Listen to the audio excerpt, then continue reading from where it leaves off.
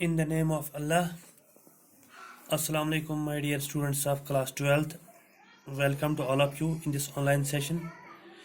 Dear students, today our topic that is regionalism. क्या है हमारा आज का टॉपिक?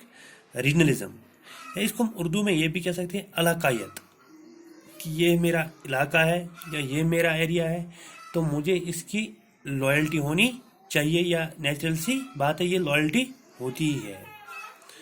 तो जहाँ तक रीजनलिज्म की बात है, इट्स अ पॉलिटिकल आइडियोलॉजी। क्या है? It's a political ideology focusing on the development of political और social system. Focusing on the development of political और सोशल सिस्टम।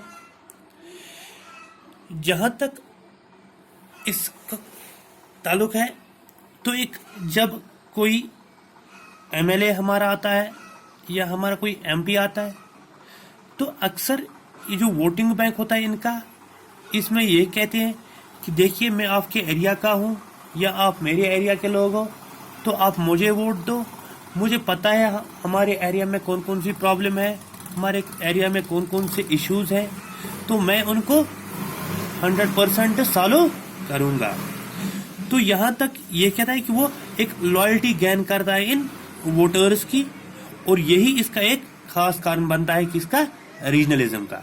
ठीक है, तो यहाँ पे उसके जो कुछ खास इंटरेस्ट्स होते हैं, स्पेसिफिक इकोनॉमिक इंटरेस्ट्स होती है, अपना एक वो वोट बैंक मतलब डेवलप करना चाहता है, बनाना चाहता है, किसके जरिए से? जो रीजनलिज्म वो आइडियोलॉजी लोगों में क्रिएट करता है कि मैं आपके एरिया का हूँ, आप मेरे एरिया के हो, मुझे आपके एरिया के बारे में पूरा पता है, क्या क्या क्या मसले हैं यहाँ पे, मैं इनको सॉल्व करूँगा। तो एक लॉयल्टी गेन करता है। ठीक है, तो या इसमें ये होता है कि ये जो इसकी पॉपुलेशन होती है या इस एरिया के जो लोग होते हैं, हैबिटेंट्स होते हैं, उनमें और इस मतलब ये जो इनका लीडर बनता है, उनके दरमियान एक खास रिलेशन ये पैदा करता है। किसके जरिए से? इस रीजनलिज्म की आइडियोलॉजी के जरिए से। तो जहां तक रीजनलिज्म की बात है, तो इसमें जो होते हैं 3 चीजें होती हैं खास।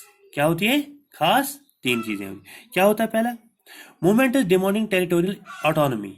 Movement is demanding territorial autonomy. एक फॉर एग्जाम्पल इंडिया की हम बात करते हैं, एक बहुत बड़ा कंट्री है इंडिया, तो इसमें बहुत सारे कल्चर्स के लोग रहते हैं, इसमें बहुत सारे लैंग्वेजेस के लोग रहते हैं, इसमें बहुत सारे रिलीजन्स के लोग रहते हैं। तो इनका जो ये लीडर बनता है, ये कहता है कि हमारा जो एरिया है, हमारी जबान के बुनियाद पे हमारा और दूसरे स्टेट का आपस में एक इख्तिलाफ रहता है, तो मैं इसमें ये करूँगा कि मैं सेंटर में जाके आपकी बात करूँगा कि हमारे जो on the basis of language हमारा एक अलग क्या चाहिए? स्टेट चाहिए। तो लोगों में एक रिलीजन ये है। या वो ये कहेगा कि हमारा जो दूसरा कहेगा कि हमारा रिलीजन अलग है, हमें जो on the basis of religion हमें एक अलग क्या चाहिए?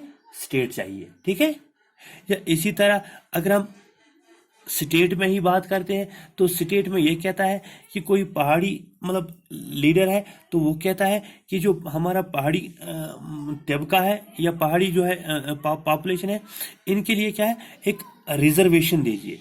ठीक है, तो एक उनमें क्या करता है? एक रीजनलिज्म का आइडियोलॉजी उनमें क्रिएट करता है।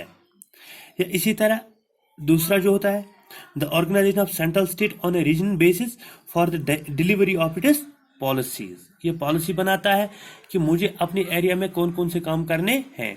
फॉर एग्जांपल कोई एक लीडर किसी एक एरिया से आता है, वहाँ कुछ अलग प्रॉब्लम्स होती है, दूसरा लीडर किसी दूसरे एरिया से आता है, वहाँ उसकी अपनी अलग प्रॉब्लम्स होती है। तो ये पॉलिसी सेट करता है कि ये इन लोगों से कहता है कि मैं जाके आपकी बात असेंबली में कर दूँ या पार्लियामेंट में करूँ कि हमारे एरिया में ये इश्यूज है। ठीक है, दूसरा कहेगा कि हमारे एरियाज में ये इश्यूज हैं। तो लोगों में एक अपना एक क्या करते हैं? एक इमेज क्रिएट करते हैं on the basis of regionalism. ठीक है, जो तीसरा इसमें खास चीज है, that is political decentralisation. Political decentralisation कि एक बंदा जाके कहेगा कि देखिए साहब, हमारा कल्चर अलग है, तीसरा कहेगा हमारा रिलीजन अलग है, चौथा कहेगा हमारा मजहब अलग है, ठीक है। तो on the basis of these points, religion, language, हमें अलग स्टेट चाहिए, दूसरा कहेगा हमें अलग डिस्ट्रिक्ट चाहिए, तीसरा कहेगा हमें अलग कोई मतलब हाँ इसके लिए कोई मतलब एडमिनिस्ट्रेटिव यूनिट अलग चाहिए, on the basis of these 3 elements. Thank you. तो ये यहाँ तक थी किसकी बात, रीजनलिज्म के हवाले से।